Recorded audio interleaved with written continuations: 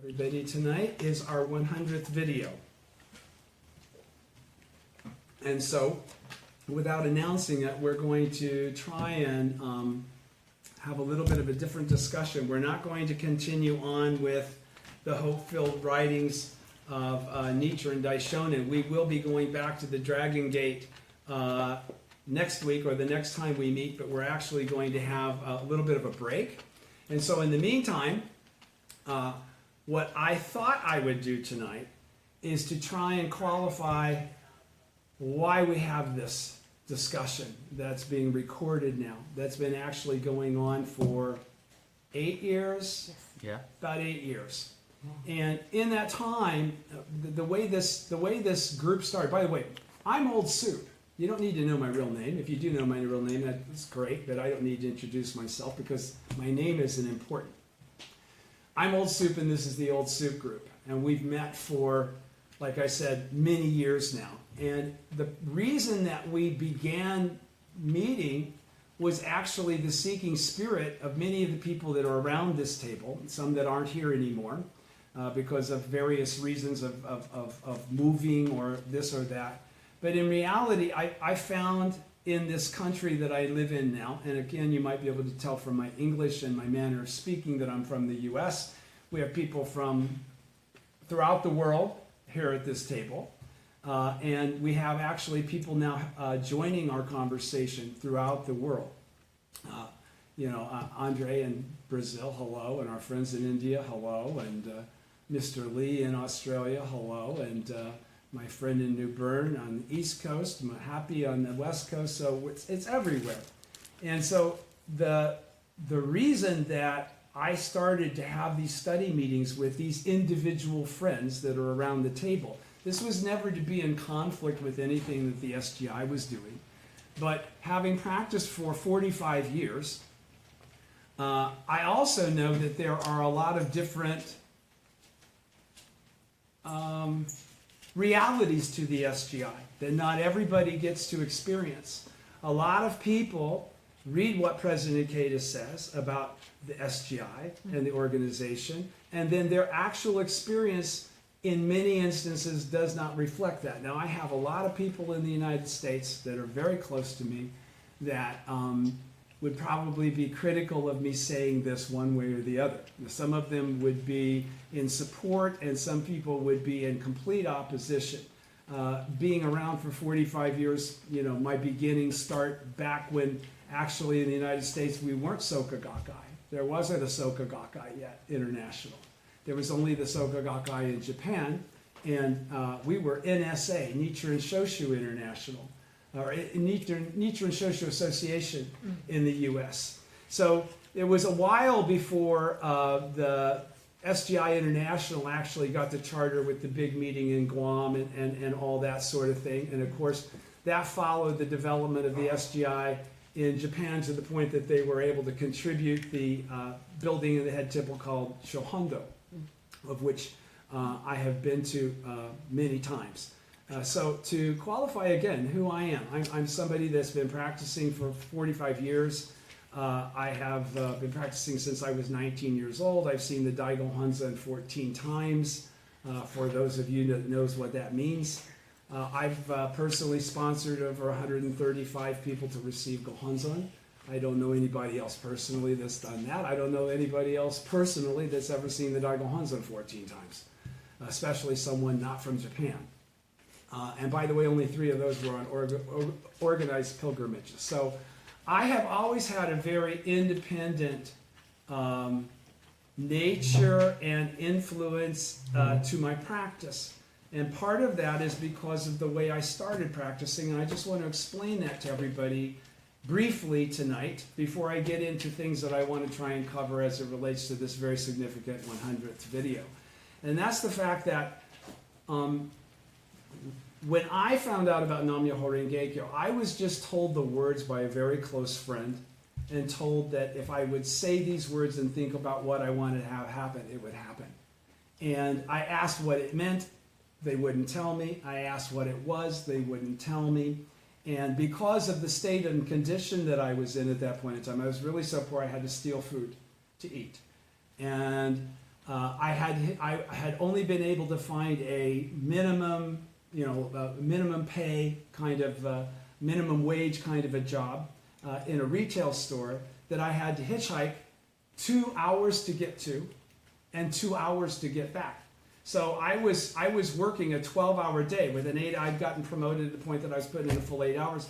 I was working a 12-hour day for $1.65 an hour. It was very, very difficult. But at that point in time, I met an old friend from my high school who said these things to me. Can you say nam-myoho-renge-kyo?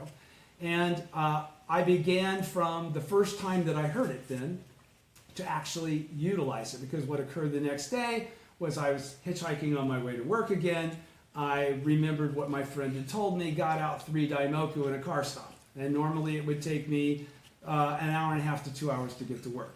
The next time I got out of the car, 3 daimoku again, another car stop, and so forth. And that's what started my curiosity, because I was never introduced to this as SGI. I was only introduced to it as nam-myoho-renge-kyo. So I spent anywhere for, I can't really determine now how long, it was a minimum of 6 months. It might have been as much as 9 months, closer to a year, that I hitchhiked. And I would, suddenly I started getting to work so fast that I decided I needed to quit leaving so early, because nam-myoho-renge-kyo was working so well. I began to trust it enough to actually give myself less latitude for getting there on time, because I was sure that if I chanted, I would get a ride. Because in my A-B kind of testing of this, not knowing what it was, I would try chanting for a ride, while I always walked backwards and had a big smile on my face and looked non-threatening. And I would try hitchhiking without chanting. And cars would go by, I go, okay, all right, nam-myoho-renge-kyo, boom, car would stop. So it was very quickly, it was reinforced with my own personal experience without knowing anything about Buddhism other than, or Nichiren Daishonin, or SGI, or anything, that when I chanted nam-myoho-renge-kyo, I saw an effect. So then I began to decide, if this will work for rides, maybe it'll work for other stuff. So, okay, nam-myoho-renge-kyo, whatever the hell this is, I want a ride, and I want this.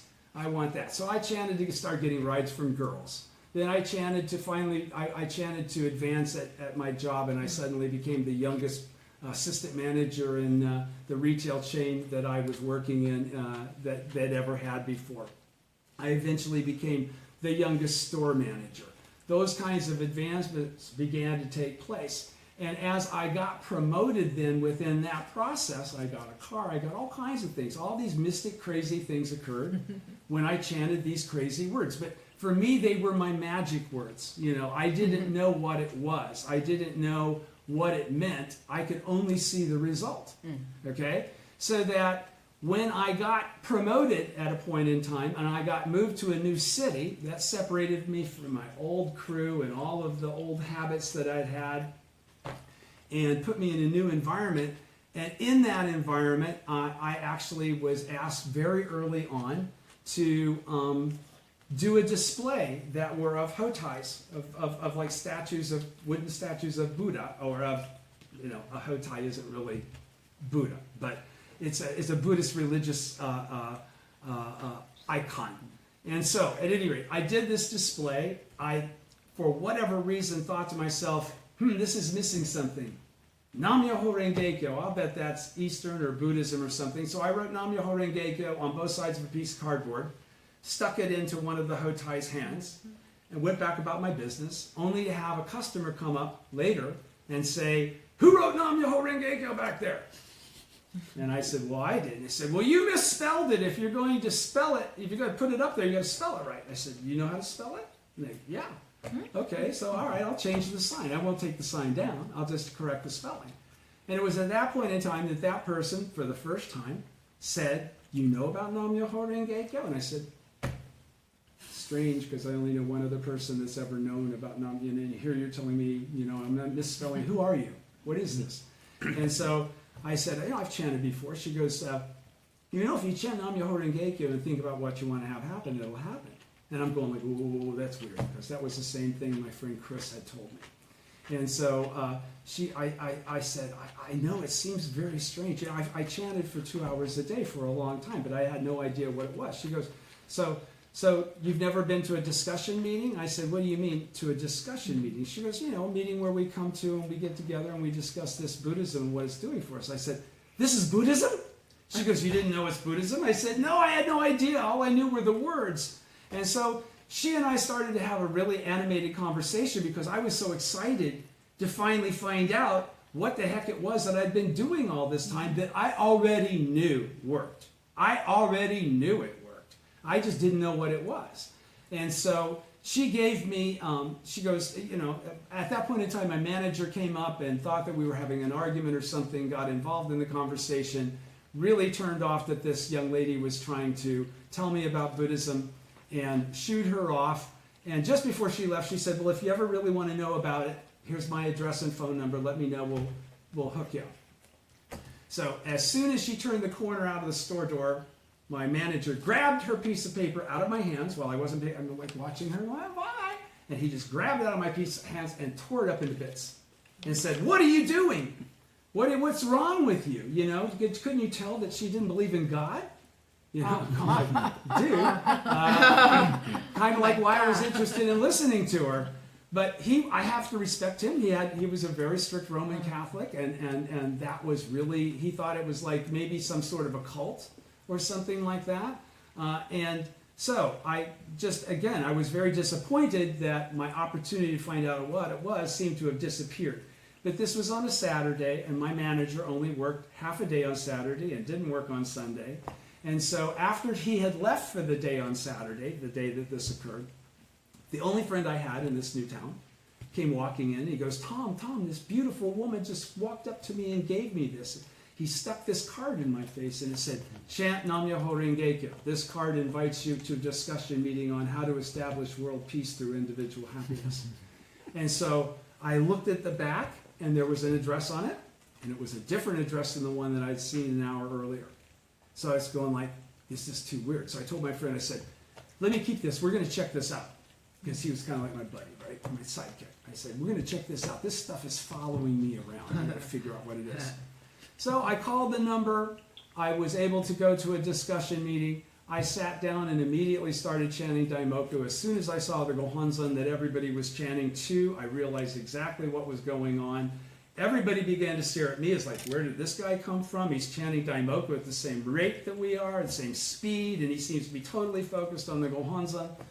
And then in the course of that discussion meeting, I heard about all these other people giving experiences of benefit that involve physical or spiritual or financial, all kinds of different aspects. And then I also began to notice that the people in the room that I was having this interaction with were white, black, American Indian, Hispanic.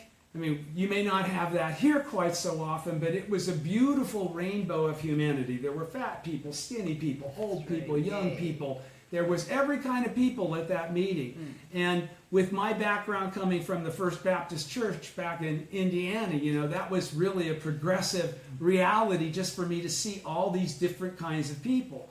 Now, also understand at this point in time, I was a hippie.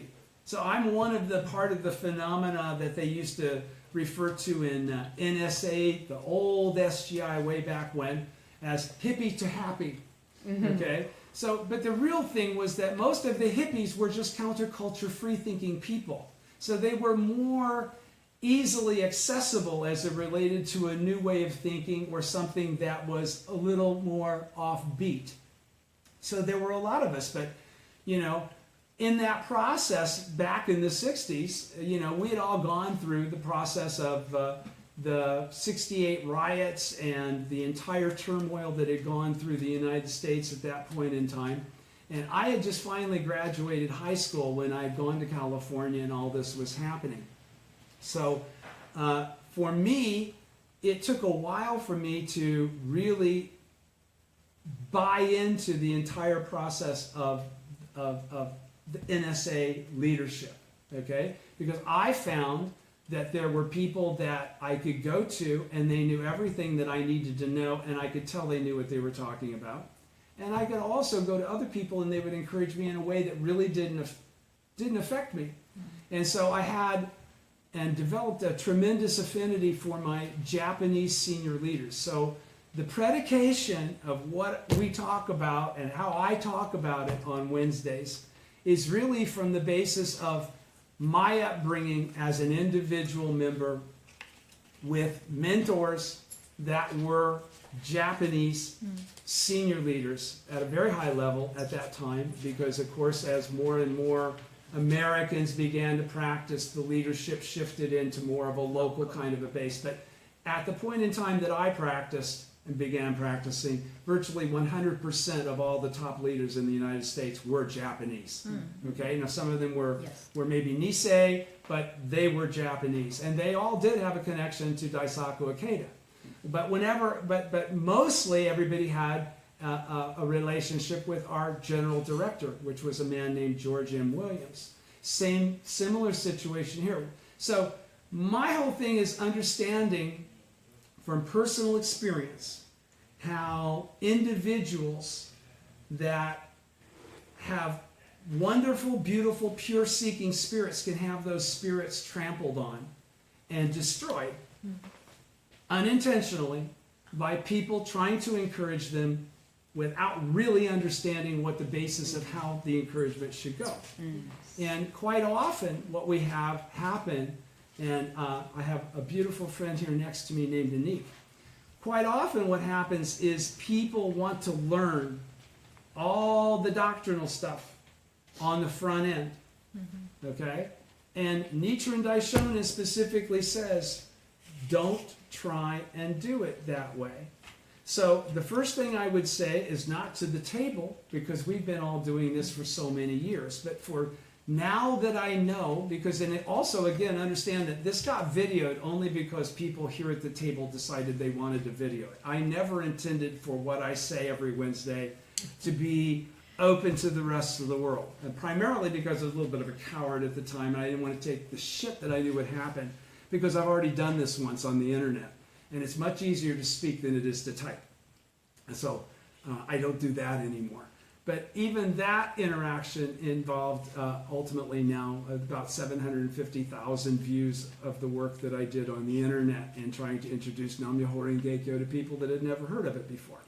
So what I'm trying to say is that the key for my experience, and the key that the Daishonin emphasizes, and the key that I would then try and convey to all of the people that are new that are watching these videos. Some of you have left comments, and there's somebody out there that keeps giving me a thumbs down. I'm going to win you over before it's all over.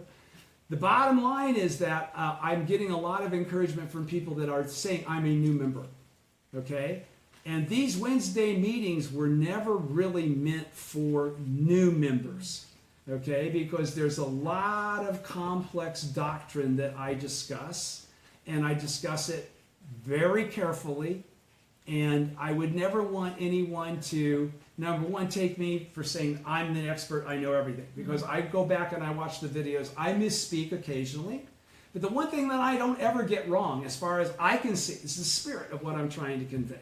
The spirit of what I'm trying to convey is what I would hope everybody picks up on. Not the doctrinal information, because as I've said over and over again, your volume 1 doesn't get looking like this unless you've read it an awful lot. And that doesn't even count the wear and tear that I've gone through in doing everything on the internet, which was a cut and paste.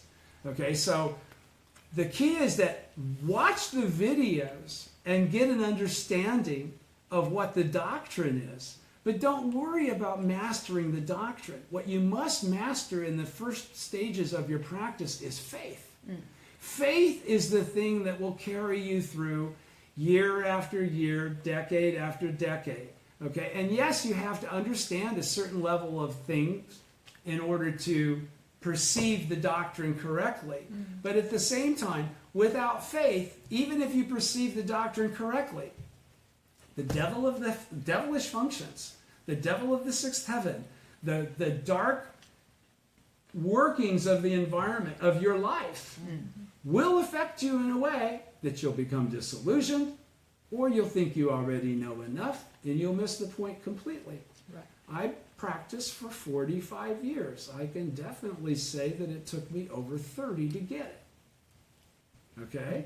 So if it took me over 30 to get it, knowing what I've gone through to know and to learn and to study, I can see where other people might not have a simple time of just really understanding the depth of some of the issues and the points that are being made. And the thing of it is, too, that I will admit now, that for many years, I had my own mentors. I'm going to mention them by name here in a minute, in honor of them, because this stuff isn't just coming out of my buttocks. This is stuff, everything I say was taught to me. Okay, now, who's the biggest teacher, though, in that process? Out of everybody that's ever taught me anything about Buddhism, who's taught me more about Buddhism than anyone? The Gohonzon itself. More of my understanding comes from chanting Daimoku to the Gohonzon than from reading anything. Because I've read everything multiple times, and I assure you I'm not exaggerating when I say that. Multiple times. When you go through and you see these highlights, you can see some of them are all faded out now. That's how old they are. Okay? So, the key is that you understand that faith is the most important thing. Faith is the only way to enter the door to Buddhahood. It will not come from understanding doctrine, but faith will allow you to understand doctrine. And doctrine will allow you to have a predication of explaining from your life what this Buddhism is about. Okay? Doctrine without that additional aspect of actual proof, the proof of actual fact, is all still theoretical. Every other sect, every other religion's got doctrine coming out the ass. Big deal. Doctrine isn't the basis of this Buddhism. The proof of actual fact, actual Ichinen Sanzen, that's the proof of this Buddhism. The fact that people can actually attain Buddhahood in their present form is the proof of this Buddhism. But what is Buddhahood in your present form? It's all described very clearly. All of this stuff is described very clearly, but you have to understand where to find it, and then you have to understand what it's actually saying. Because the first time that you read it, you're going to, when you read the Gosho, understand that Nichiren, you have to understand it as a contemporary work as it was being drafted. Okay? When I go to the orally transmitted teachings, this is a summation toward the end of his life that occurred at Minobu. So anything on Sado Island, this is after that. Any Gosho I'm reading while he was on Sado Island, we haven't gotten to this point yet. Okay? So there are things that you have to understand about how the Gosho works, actually. The fact that the Daishonin early in his teaching would have been, I don't want to use the word crucified because we associate that with Christ, but he would have been really murdered if he would have tried to establish his true identity on the front end and then use that true identity as the reason why you should listen to me. That's why you don't need to know my name, okay? Because my name doesn't matter. What matters is the teaching and what you're able to get out of it. How you're able to advance your life and advance, most importantly, your faith and progress as year by year by year goes by. Because, for instance, the person that's been practicing the least at this table, the most junior member is a 10-year member. Now, at 10 years, you don't feel like a junior member at all, do you? I wouldn't think so.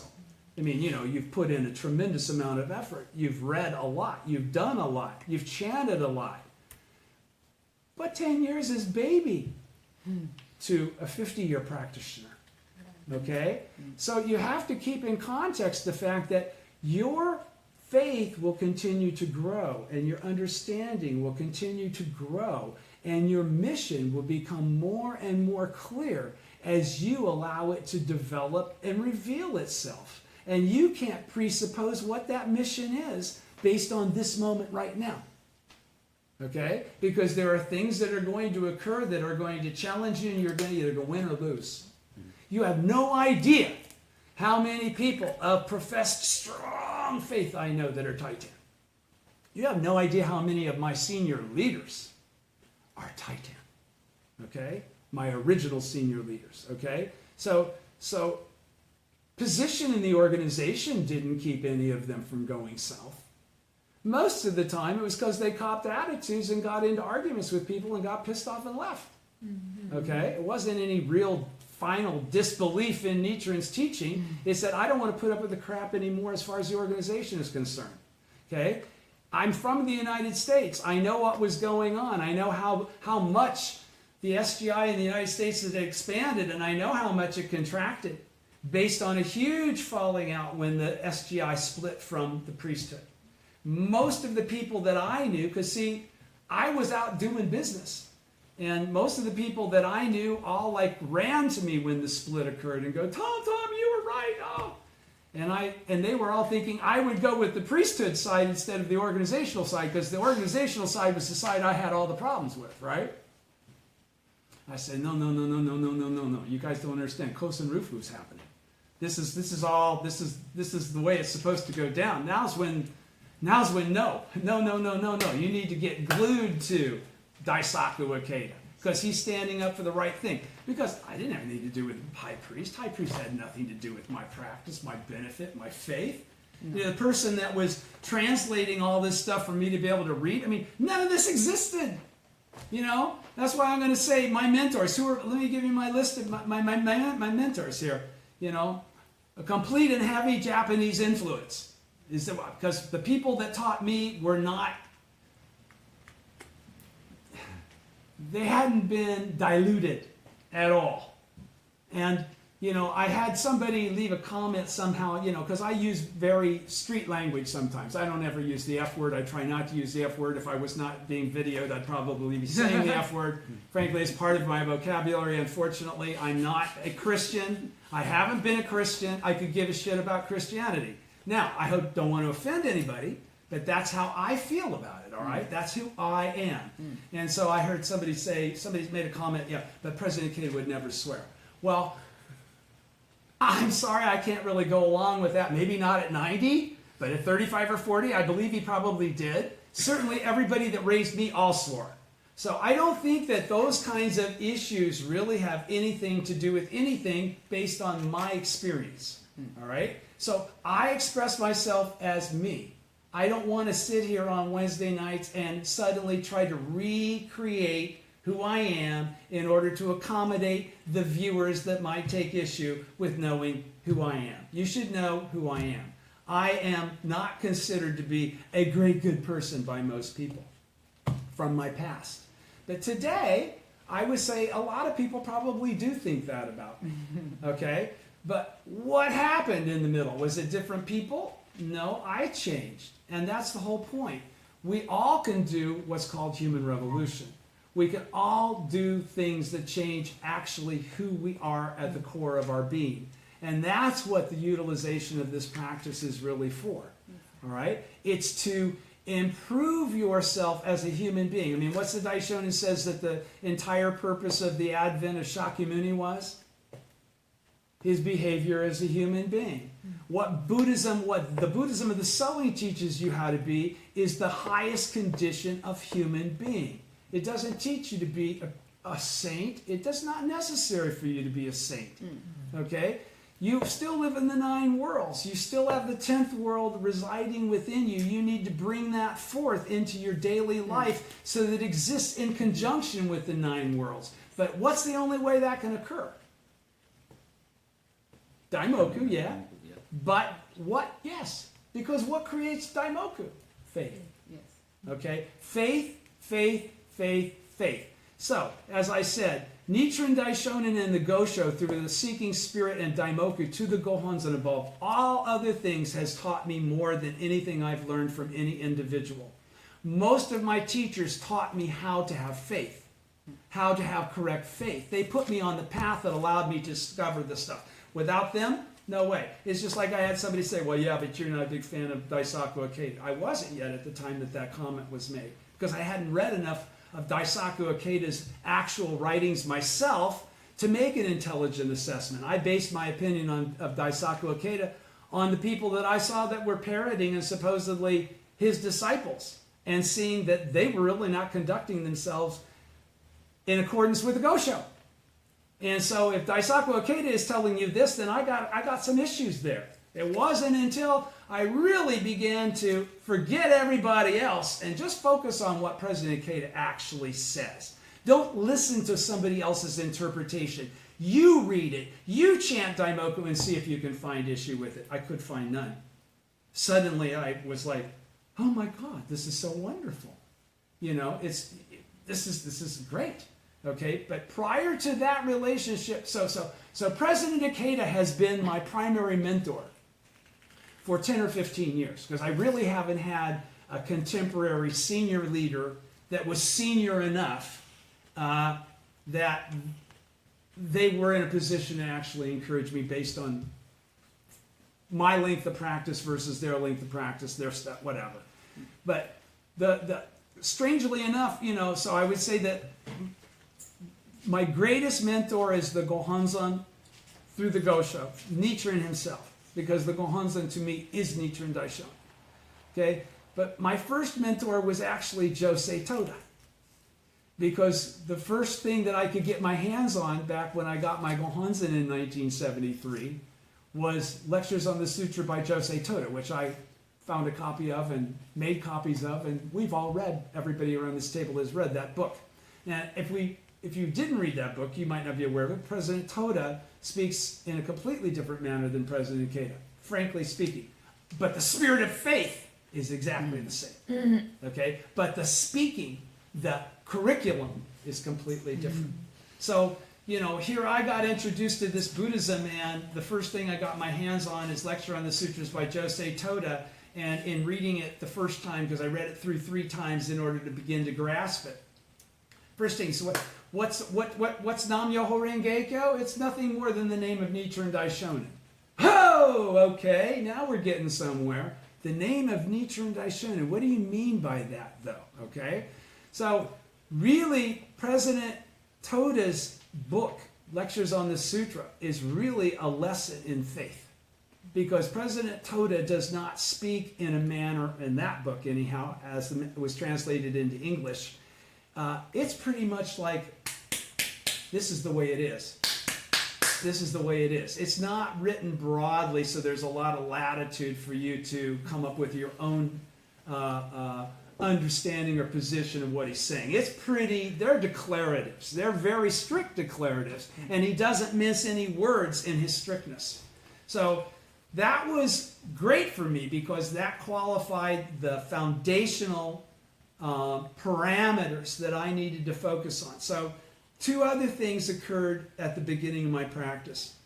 I also met my second mentor, who is actually kind of in parallel with this Josei Toda and Lectures on the Sutra thing, was a man named Mr. Tony Matsuoka. Mr. Matsuoka was the layperson in charge of the temple at Myohoji Temple, I think it was. No, Etowah, in Etowah. I think that's Myohoji in Etowah. It's been so long since I've thought about Nichiren Shoshu temples, I forget. But at any rate, he had been there for 20 years helping the priests. So he had been studying. He did chanting for 20 years for nothing more than wisdom. So this was like my ideal guy. Because I could go to Mr. Matsuoka and I could ask anything, and Mr. Matsuoka wouldn't explain it to me at a level that I could understand as a young member. He would go, Tom, I'm going to tell you the exact truth, but you've got to promise me that you won't question anything that I say, that you'll believe everything that I'm telling you, and that you'll go chant Daimoku about it until you do understand it, and you'll keep challenging the Gohonzon to understand it until you understand it. So that's the way I went about everything, because as I listened to everybody talking, and they were talking about enlightenment, the first thing that occurred to me is, like, in the first few weeks, is like, what the hell is that then? And then, like, well, okay, now if I can't even figure out what they're talking about, how can I really come to a conclusion or a valid judgment about what it is that they're saying? So I said to myself, okay, Gohonzon, which seems to be able to get me whatever I want, because, I mean, I would chant for 5 minutes and whatever I was chanting for happened. It was really an incredible time in my life. You know, please allow me, I made the basic decision, number one, my prayer was consistent that I become a shining example of the power of the law. Because I understood that from reading President Toda and lectures on the sutra that I must be a bodhisattva of the earth. Okay, I made that determination very early on. Okay, so I'm a disciple of Nichiren Daishonin. Okay, so then what's that mean? And that means that I'm supposed to be trying to help others find out about nam-myoho-renge-kyo. Okay, well, you need a mouthpiece. I can be a good mouthpiece for you, brother. You know, I'm saying to the Gohonzon, I'll convince people for you. I can do that part. So, you know, part of what Mr. Matsuoka taught me was to basically accept what I was learning or what I would read Nichiren say, and rather than think to myself, is he right or wrong? Mm-hmm. If I read Nichiren say it, it was right. And the problem was I didn't understand it yet. If I had an issue, if I couldn't quite grasp it, so I would never, ever question what I studied as being correct or incorrect based on it being from the Daishonin. Now, I didn't have that same sense towards President Ikeda at the time, to be honest with you, because there was nothing from President Ikeda at the time. He was doing everything in Japanese, and it was all staying in Japan, and there were really no English translations.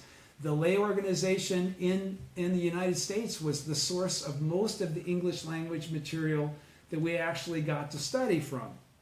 So it wasn't until these last 15 years or so, as he's been doing all these translated, these were mostly serialized in magazines, but they're condensed and then they're retranslated in a contemporary translation versus the original translation.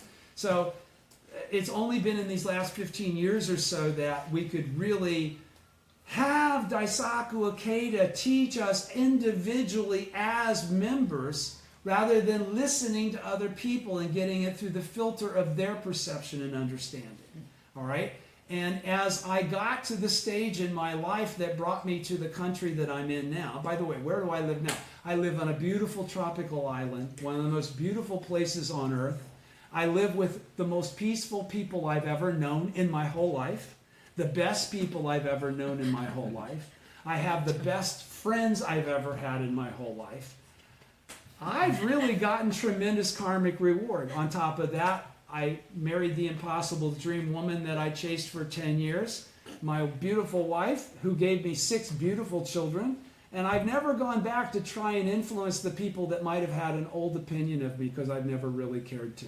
If they were short-sighted enough to think the worst of me, then that's their karma. And that's the other thing I learned a long time ago. When you slander people that chant, all you're doing is giving them your fortune. So everybody that wants to slander me, that's never bothered me. I'll suck all the fortune out of all of you that want to criticize me and hate me, because so did Nichiren. That's the teaching. Go for it. Do your worst. So you can't make me feel bad. You really can't. You couldn't convince me I don't know what I'm talking about. You really couldn't. When I talk about Buddhahood, I'm dead serious when I say it. I don't consider myself anything less than the potential that Nichiren expresses that we all have. And if we don't express it in our lives and qualify that we've attained it, when we feel that we've gone through the things that actually express that, then the entire philosophy is theoretical. If every time Daisaku Ikeda is discussing Buddhahood, we're constantly viewing that as something that we will get to someday, we've missed the point. Because life doesn't get easier. It gets harder. Okay? Yes. And so subsequently, it doesn't work out that way. It doesn't work out that way. That's why I have so many friends that are Titan. That's why I saw so many people. Why would you do this practice for 20 years and then quit? But what was keeping you going for the 20 years? Really, I have to ask that question. Most of those people lost their positions in the organization, so they no longer had the authority or the notoriety or the celebrity. And that affected their entire perspective. So if you're practicing to be a rock star, this is the wrong way to practice. Eventually the Gohonzon will slap you. I've seen it. By the way, Gohonzon slapped me big time. I already mentioned a few videos ago. I lost so much money. But That's how you turn poison into medicine, is to realize that any momentary circumstance that you don't find positive can be changed and influenced for something that turns into a process of growth and clarity. When you're chanting nam-myoho-renge-kyo, what are you saying? What does nam mean? Return or devotion of oneself. It means devotion, but it also means to return to. Okay, what are we returning to then, now that we know what we know? We're returning to the original state. The original state. Okay, now, myoho, mystic law, unfathomable, unchanging principle. Okay? Renge, what's that mean? White lotus. What is it symbolic of, though, in the phrase nam-myoho-renge-kyo or myoho-renge-kyo? The simultaneity of cause and effect. Okay, and what's kyo? Teaching. Sutra. Okay, so what is sutra? Teaching. Teaching of the Buddha. Teaching of the Buddha. And what's a Buddha? Enlightened one. Okay? So when each time you say nam-myoho-renge-kyo, even though you might be chanting about your girlfriend, your job, your health, your whatever, you are also simultaneously expressing a desire to attain Buddhahood in your present form. Okay? That's a prayer that you couldn't have the wisdom to pray sincerely for. Okay? Because no one takes seriously that they are the Buddha in their present form. That's the most difficult to believe and difficult to understand aspect of the Buddhism of the selling. Okay? Is the truth that you already are. When we go through the 6 stages of faith in chapter 16.1 of the orally transmitted teachings, what is it that he's saying here again? He's saying there are 6 stages. What's the first stage? Does everybody remember? Theory. Buddha in theory, because you haven't heard of nam-myoho-renge-kyo, but you're a living being, and so innately you possess the Buddha nature, right? So it's not being expressed and it's not being brought forth. So it's theoretical in its aspect of actuality. It hasn't been actualized as it relates to engaged. Okay, and what's the second one? Hear the name of the truth. Right. That's what now you never go back. Now you're on the path to Buddhahood. You can never ever reverse to never be able to attain Buddhahood. Anybody that's heard the name and the words of the truth, just like with Bodhisattva never disparaging the people that he tried to encourage, that's the whole point of that parable, is to let you know that once you've connected to the teaching, nothing can ever disqualify you from being able to progress. What's the third one?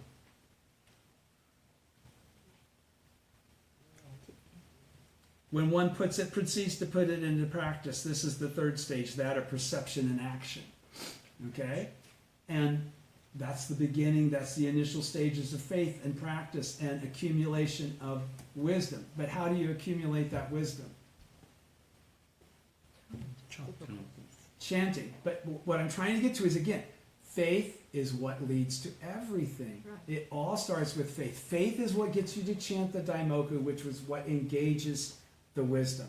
All right? So the point is that when one succeeds in overcoming various obstacles of illusion, this is the 4th stage, that of resemblance to enlightenment. As I've said to you before, why do they say that is resemblance to enlightenment?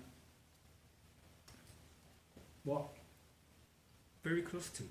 Because you're doing all the things that a Buddha does. Someone that's enlightened helps other people, chants nam-myoho-renge-kyo to the object of devotion, practices a daily practice and is devoted to, sustaining their faith. All right? And most often, in my mind, though, that would refer to the people that are still practicing for themselves. Okay? They're still practicing to get benefit. Many people practice their entire practice for the purpose of getting stuff, getting benefits. Now, benefits is life itself. Okay? The greatest benefit is Buddhahood. But many people enter this practice because the power of action, the proof of actual fact, is available to us. We can chant nam-myoho-renge-kyo for things to occur, and they actually do occur. The question is whether you understand why is it occurring. What is the power and the influence that's making those things make it occur? Is it the Gohonzon? Is it nam-myoho-renge-kyo? Is it Nichiren? Is it the Soka Gakkai? Is it Daisaku Ikeda? Who? You. You. Because without you being engaged, your faith doesn't exist. Participation in Soka Gakkai as an activity doesn't exist. Daisaku Ikeda doesn't mean anything to you. You don't know. Again, it's all about faith. So the whole point is that during the process of gaining all that's why I said our earthly desire is bad a couple weeks ago. No, that's the firewood of how we attain Buddhahood. Yes. All right? It's by overcoming and challenging the problems through the practice that we initiate our faith in, which is to gain benefit, to overcome liabilities, to establish, a life state that we're attracted to. All the things that we do in those first 3 stages lead us to a process of chanting Daimoku, culminating in the 4th stage. We're fully integrated into every level of everything that we should be doing. We are actually progressing because our faith is progressing. And at a point in time, if you chant Daimoku to get benefit, at a point in time, the wisdom will start to occur, because what will happen is, if you just chant to get benefit forever, you'll stop getting benefit. Because now the reality is that you're saying, I want to become the Buddha, but nothing in your faith or view is allowing you to, because you're still like a baby. You're still staying in the baby stages. You're not beginning to really read what is the Gosho actually saying and applying it to yourself. It's only when you have that seeking spirit to try and figure out what it is you don't understand. That's when you can get into the depth of what really we're doing around the table right now. Okay? And that would be more the 5th stage, where you consider yourself to be a bodhisattva of the earth. You're a disciple of Nichiren Daishonin. You're a disciple of the original teacher. Okay? But what's the 6th stage?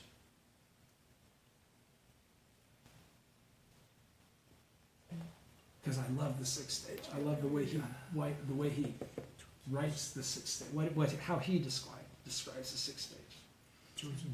He says, and when one sets out to convert others, this is the 5th stage, that of progressive awakening. But if you've set out to convert others, that means that you bought into being a bodhisattva of the earth, being a disciple of Nichiren and Kosen Rufu. That's why you're doing that, right? Mm-hmm. Okay. So what does he say is the 6th stage? And I love these words. Listen to these words carefully again. I've already said them to you so many times. And when one comes at last, he says at last, as though it's something that was there always available to you, and there was no discernible timeline on it. It was really up to you how long that at last is. Okay? And when one comes at last to the realization. So what is this? Whenever you realize. This is a realization. This is Buddhahood. This is the emergence of Buddhahood. That realization is Buddhahood. Okay? That's awakening. That realization is the awakening we keep talking about. What is awaken? What is awaken? Awaken is to understand and perceive yourself to be the Buddha, exactly as the teaching says over and over and over and over again. And I can tell you from personal experience, you can read the teaching over and over and over again for 30 years and never believe or never really understand that applies to you. It applies to Daisaku Ikeda. It applies to the perfect people, not the people stained by the 5 impurities. Okay? I'm a proudly stained by the 5 impurities guy. Okay? That's my middle name, 5 impurities. Okay? Really. All right? Even I can attain Buddhahood, though. This is the point. This is my example for all of you. I am sure as a person, I'm much worse than all of you. In my history, there would be no doubt about that, but nobody would listen to anything else I would say, so I won't reveal it here. But the point is that there is no one without a Buddha nature. We all have a Buddha nature. Okay? And so he says, when one comes at last to the realization that one is a Buddha, eternally endowed with the 3 bodies. What's that mean? That means they've always been there. That means you've always been a Buddha, doesn't it? This is a realization that you've always been a Buddha. That's what he's saying. Then one is a Buddha. And of the sixth and highest stage, that of ultimate enlightenment, you've achieved Anattara Samyak Sambodhi. Yes. Okay? That realization, though, is something that's very personal and not to be confused with the theoretical understanding of what I just read. Because you can understand theoretically what I just read, and it doesn't mean anything when it comes to that sixth stage. That sixth stage is, again, I said, when you cross the Rubicon as it relates to, you can never be a common mortal again. You can never consider yourself to be a common mortal again. You never read about the Buddha or the Buddha's responsibility or anything like that without perceiving it as you. You become a mentor. You have to. That doesn't mean you're no longer a disciple. It means, though, that you're taking the vow and the teachings that your mentor has taught you and passing them on in a contemporary manner to the people that you were meant to reach and touch. And those people are not the same people that associated with your mentor, or they would have been there with you. Right? Yeah. So dependent origination says we all have associations that are vital that we have for the sake of this six stages actually occurring. And that there's a reason why we have those associations. Okay? So I just wanted to go through, and again, I'll try and wrap this up a little more quickly since I already got to 9 o'clock and I didn't even start reading anything. But I want to, out of respect to my teachers, mention them clearly here. So Josei Toda, because of the lectures on the sutra by Josei Toda, he instilled my entire outlook toward the Gohonzon in what he wrote. And me knowing who he was, I just said, okay. Mr. Tony Matsuoka, I already explained. Mr. Lloyd Sewell was my chapter chief. And the unique thing about Lloyd was I met Lloyd after I'd only been practicing for a couple years, actually. Everything happened very quickly. Lloyd was an ex-convict who had been in prison for a double murder. Okay, so my chapter chief, you want to talk about people that swear?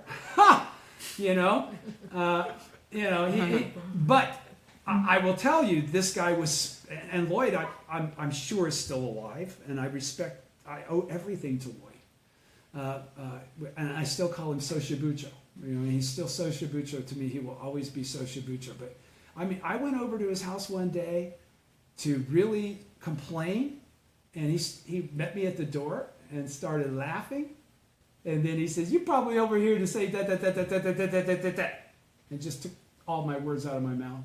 And he says, then you probably be thinking, if you're thinking that, you're probably thinking that.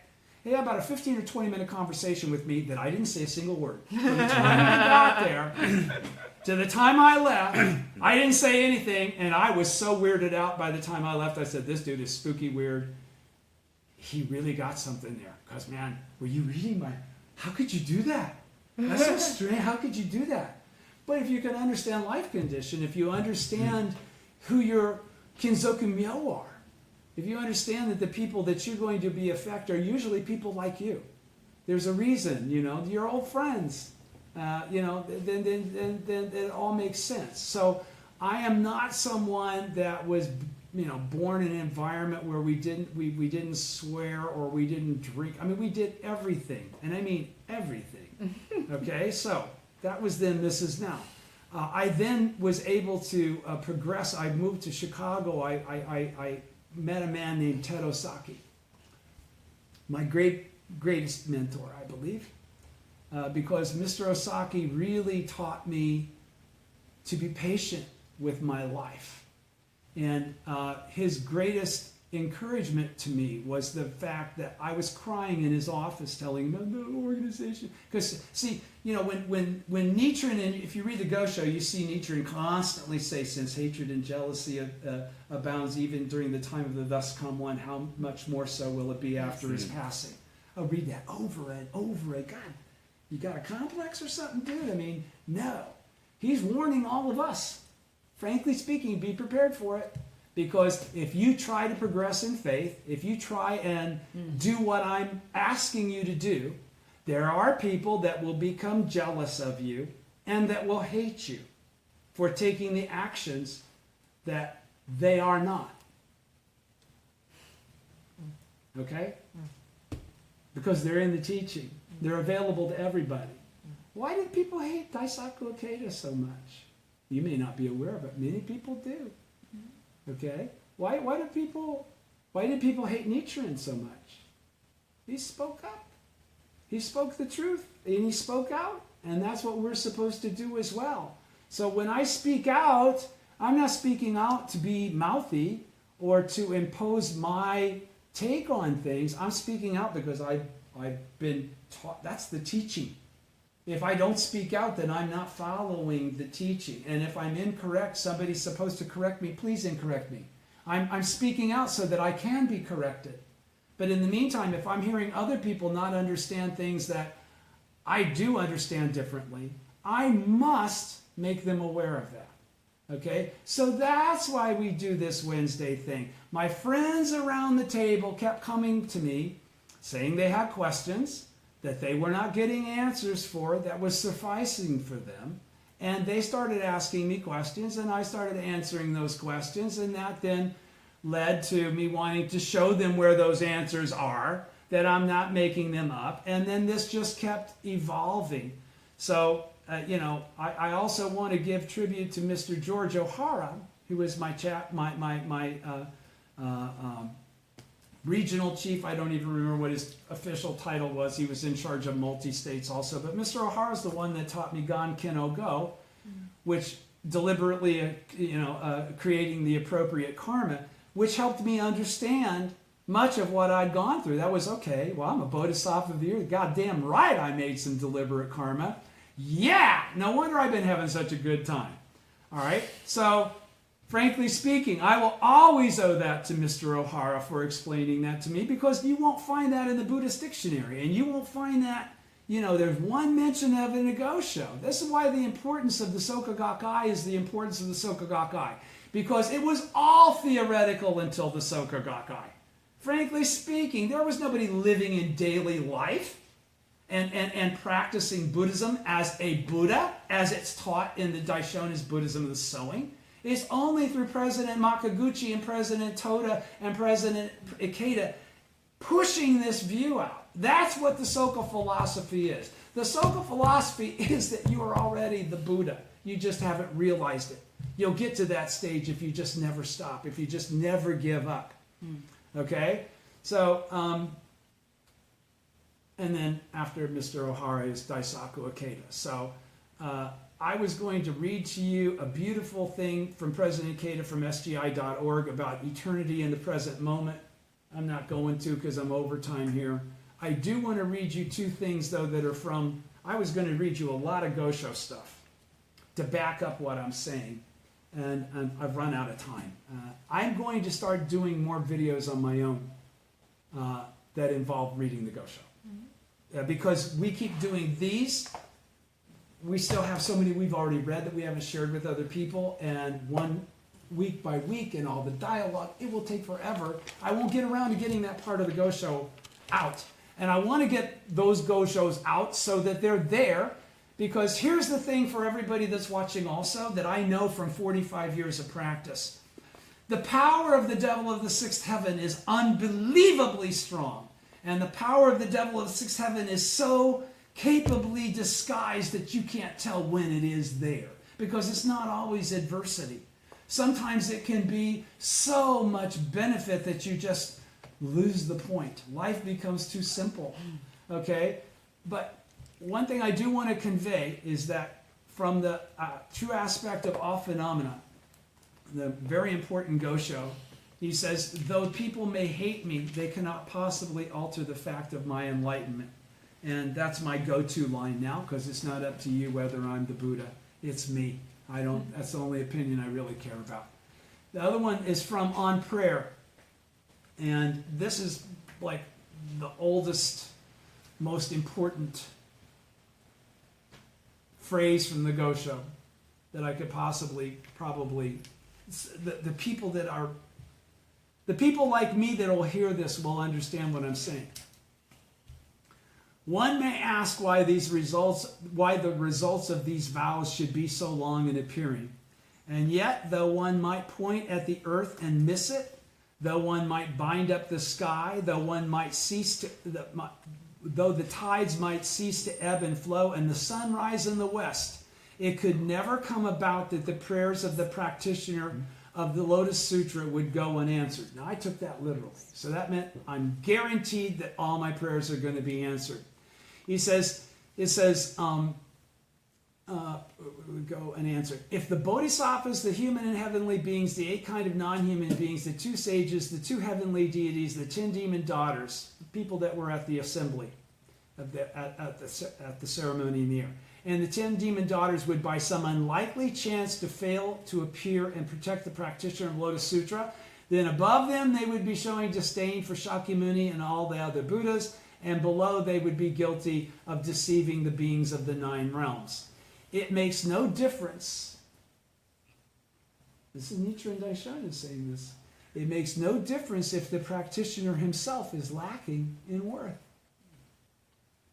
is defective in wisdom, is impure in his person, and lacking in virtue derived from observing the precepts. So all the rules just went out the window. So long as he chants nam-myoho-renge-kyo, they will invariably protect him. One does not throw away gold because the bag that holds it is dirty. That one makes me cry. I read it recently enough times that I'm not right now. But generally speaking, I start choking up when I read that one. Because the bag that holds it is dirty. So those of you that consider or know yourselves to be dirty bags, don't worry about it. Really, it has nothing to do with anything. I just read it. I mean, it makes no difference if the practitioner himself is lacking in worth, defective in wisdom, impure in his person, and lacking in virtue derived from the precepts, from observing the precepts. As long as he chants nam-myoho-renge-kyo, they will invariably protect him. One does not throw away gold because the bag that holds it is dirty. One does not ignore the sandalwood trees because of the foul odor of the aranda trees around them. And one does not refuse to gather lotuses because the pond in the valley where they grow is not clean. If they ignore the practitioner of the Lotus Sutra, they will go against their vow. And there's more from that Gosho that I want to read, and there's more from so many other Gosho. I was going to go with a letter from Di Jobo and on the Buddha's practicing, and then go right into the 4 stages of faith, the 4 stages of practice and the 5 stages of faith, and so forth and so on. But I guess we'll end here for tonight. But this is our 100th video, and if anything I said tonight caused anybody any consternation or confusion, I apologize for that. I would hope that you would mention it in the content or the dialogue box so that I can clarify it more completely. I had plenty of things to read from President Ikeda tonight that would have substantiated what I was saying in his words. We're not in conflict at all in anything that I've said, frankly speaking. That's why I'm more than happy for anybody to challenge me for anything that I've said. And I look forward for all the friends that share, that are all over the world at this point in time. Thank you so much for your time. Thank you so much for your interest. Thank you for your seeking spirit. And I hope something that we're doing here is helping you in your daily life. In the absence of being able to translate all of this into happiness and security and becoming a more powerful and correct, capable person, it's theoretical. You could do anything else and it'll have the same consequence. If you want to practice with faith, and that's what I hope you get from watching these videos. Thank you for sharing tonight with us, and we'll do another one of these after the next 100 or something, I guess. Thank you. Thank you. Thank you.